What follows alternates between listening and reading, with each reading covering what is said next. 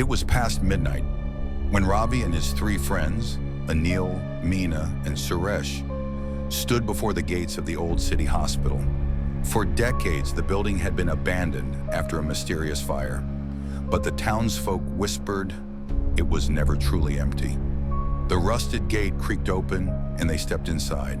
The air was damp, heavy, suffocating. Every step echoed too loudly, as if the hospital itself was listening. In the maternity ward, they found it, a single crib. Dust covered everything, except the crib, which rocked gently on its own. And then, a lullaby began to play.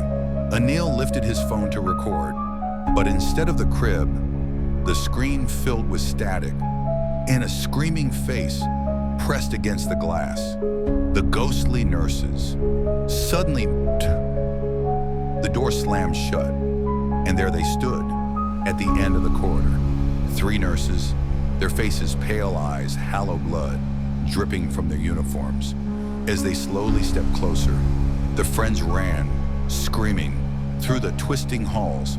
But the hospital was alive, twisting, turning. Every corridor led them back to the same place, the maternity ward.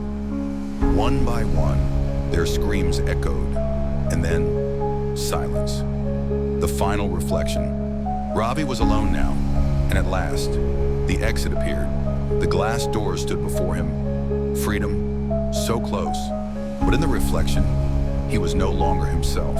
He wore a patient's gown, and on his wrist, a tag that read, "Deceased."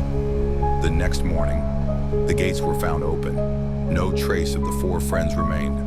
Only their phones, lying on the floor of the maternity ward, still recording, static, faint cries of newborns, and that lullaby playing forever.